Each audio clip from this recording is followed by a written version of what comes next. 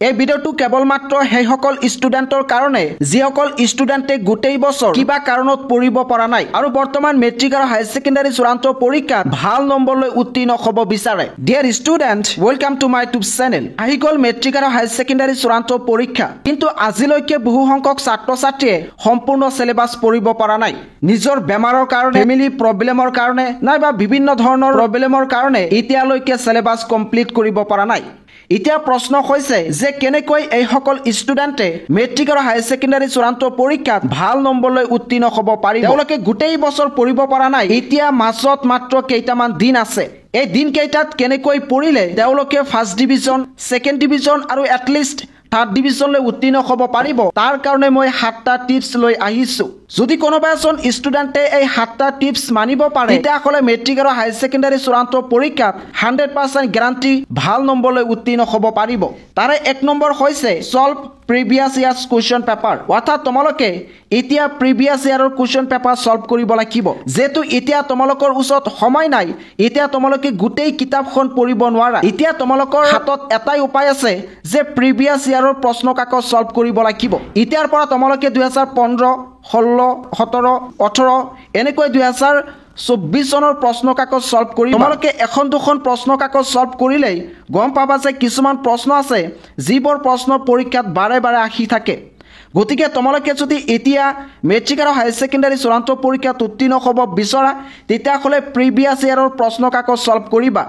আৰু প্ৰিভিয়াছ ইয়াৰৰ প্ৰশ্ন কাকত সলভ কৰা বহুতো কিতাপ আছে, সেই কিতাপকেইখন তোমালোকে মাৰ্কেটৰ পৰা ক্ৰয় কৰিবা। 2 নম্বৰ পইণ্টটো হৈছে ৰিভাইজ থ্ৰলি। তোমালোকে যিকেইখন প্ৰিভিয়াছ ইয়াৰৰ প্ৰশ্ন কাকত সলভ কৰিবা সেই প্ৰশ্ন কাকত কেইখন বাৰে বাৰে ৰিভাইজ কৰিবা, যাতে তোমালোকৰ মনৰ পৰা আঁতৰি নাযায়, যাতে তোমালোকে পৰীক্ষাত সেইবোৰ ভালদৰে লিখিব পাৰা। 3 নম্বৰ পইণ্টটো হৈছে make a checklist of repeatedly asked question. কিতাপত এনেকুৱা ধৰণৰ কিছুমান কুৱেশ্যনছ আছে যিবোৰ পৰীক্ষাত বাৰে বাৰে আহি থাকে, যিবোৰ প্ৰশ্ন নোহোৱাকৈ কোনো এখন প্ৰশ্ন কাকত হ'ব নোৱাৰে।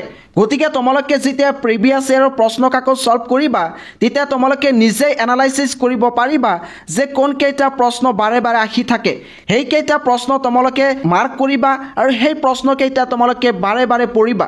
তোমালোকে কিতাপত চাবা যে কোনকেইটা প্ৰশ্ন চূড়ান্ত পৰীক্ষাত বাৰে বাৰে আহি আছে, সেই প্ৰশ্নকেইটা তোমালোকে ভালদৰে মুখস্থ কৰিবা, কণ্ঠস্থ কৰিবা, যাতে পৰীক্ষা তোমালোকৰ এটা লাইনো ভুল নহয়। 5 নম্বৰ পইণ্টটো হৈছে find out the high scoring topics in your syllabus. চিলেবাছত কিছুমান হাই স্কোৰিং টপিকছ আছে, কিছুমান এনেকুৱা টপিকছ আছে যিবোৰ টপিকছৰ পৰা বেছি নম্বৰ আহে। ফিজিক্স, কেমেষ্ট্ৰি, বায়'লজি নাইবা ছ'চিয়েল ছায়েন্স এই ছাবজেক্টৰ কি ইউনিটৰ পৰা বেছি প্ৰশ্ন আহে সেই ইউনিটটো তোমালোকে ভালদৰে পঢ়িবা। কিছুমান ইউনিট আছে 2 মাৰ্ক নাইবা 1 মাৰ্ক আহে, তোমালোকে এইটো আঁতৰি দিবা। কিন্তু কিছুমান ইউনিট আছে য'ৰ পৰা 20 মাৰ্ক, 10 মাৰ্কছ, 15 মাৰ্কছ আহে, তোমালোকে সেই ইউনিটকেইটা ভালদৰে পঢ়িবা। যিহেতু এতিয়া তোমালোকৰ হাতত সময় নাই, এতিয়া কিন্তু তোমালোকে সম্পূৰ্ণ চিলেবাছ পঢ়িব নোৱাৰা। এতিয়া তোমালোকে হাই স্কোৰিং টপিকছকেইটা ভালদৰে পঢ়িবা, কণ্ঠস্থ কৰিবা। 6 নম্বৰ পইণ্টটো হৈছে কিপ কাল্ম ডিউৰিং ইউৰ এক্সাম। এক্সামৰ সময়ত তোমালোকে একেবাৰে শান্ত হ'বা, হতাশ নহ'বা। কিছু সংখ্যক ছাত্ৰ ছাত্ৰীয়ে ভাবিব পাৰে যে মই গোটেই বছৰ পঢ়া নাই, এতিয়া মই কেনেকৈ এই মেট্ৰিক আৰু হায়াৰ ছেকেণ্ডাৰী চূড়ান্ত পৰীক্ষাত উত্তীৰ্ণ হ'ম। তোমালোকে এইটো কেতিয়াও নাভাবিবা। এতিয়াও কিন্তু ক'বলৈ গ'লে তোমালোকৰ হাতত সময় আছে। তোমালোকে নিজৰ মনৰ ভিতৰত প্ৰতিজ্ঞাবদ্ধ হ'ব লাগিব যে মই মেট্ৰিক আৰু হায়াৰ ছেকেণ্ডাৰী চূড়ান্ত পৰীক্ষাত এই বছৰ উত্তীৰ্ণ হ'মেই। তোমালোকে এই মাইণ্ডছেটটো লৈ পঢ়িবা। 7 নম্বৰ পইণ্টটো হৈছে ইউজ অনলাইন ৰিচোৰ্চেছ ইফেক্টিভলি। তোমালোকে অনলাইনৰ সহায় ল'ব পাৰিবা। তোমালোকে গুগল নাইবা ChatGPTৰ সহায় ল'বা।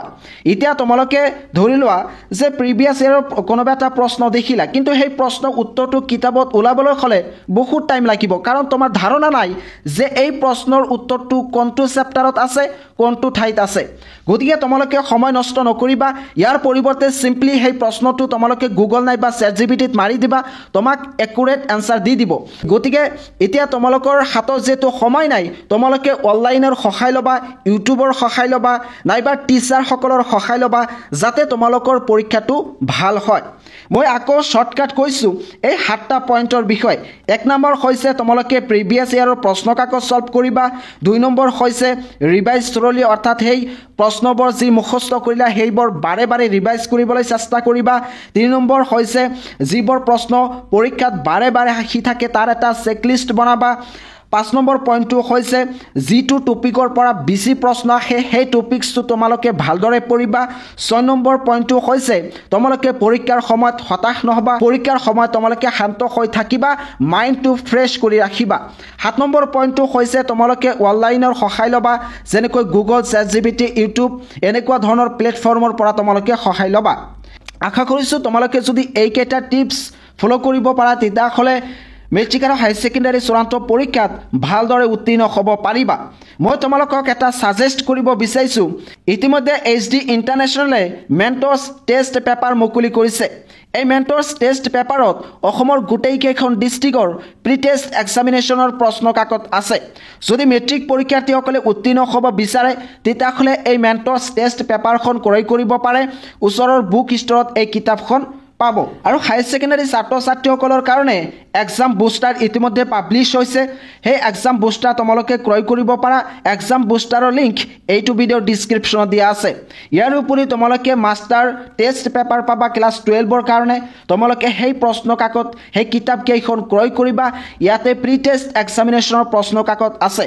তোমালোকে প্ৰিভিয়াছ ইয়াৰৰ প্ৰশ্ন কাকত সলভ কৰিবা, লগতে প্ৰি টেষ্ট এক্সামিনেশ্যনৰ যিবোৰ প্ৰশ্ন আছে সেই প্ৰশ্ন কিন্তু তোমালোকে সলভ কৰিবা। নহ'লে কিন্তু তোমালোকৰ হাতত এতিয়া কোনো ধৰণৰ উপায় নাই। এতিয়া তোমালোকে যদি কিতাপৰ এফালৰ পৰা গোটেই কিতাপখন পঢ়িব বিচৰা তোমালোকৰ সময় নহ'ব। গতিকে তোমালোকে অলপ সময়ৰ ভিতৰত যাতে উত্তীৰ্ণ হ'ব বিচৰা তাৰ কাৰণে স্মাৰ্ট ৱৰ্ক কৰিব লাগিব, লগতে হাৰ্ড ৱৰ্ক কৰিব লাগিব। তোমালোকে এতিয়া বিশেষকৈ প্ৰিভিয়াছ ইয়াৰৰ প্ৰশ্ন কাকত লগতে প্ৰি টেষ্ট এক্সামিনেশ্যনৰ প্ৰশ্ন কাকত বেছিকৈ সলভ কৰিব লাগিব। তেতিয়াহে তোমালোকে দেখিবলৈ পাবা ফাইনেল পৰীক্ষাত বেছিভাগ প্ৰশ্ন কমন পৰিছে। তোমালোকে এই চেনেলটো ছাবস্ক্ৰাইব কৰি থৈ দিবা, কাৰণ এইটো চেনেলৰ জৰিয়তে মেট্ৰিক আৰু হায়াৰ ছেকেণ্ডাৰী চূড়ান্ত পৰীক্ষাৰ বিষয়ে প্ৰতিটো মুহূৰ্তৰ খবৰ দিয়া হয়। প্ৰতি বছৰ এইটো চেনেলৰ জৰিয়তে খবৰ দিয়া হৈছে আৰু এই বছৰত তোমালোকক খবৰ দিয়া হ'ব। গতিকে পলম কিয়, এতিয়াই তোমালোকে চেনেলটো ছাবস্ক্ৰাইব কৰি থৈ দিয়া।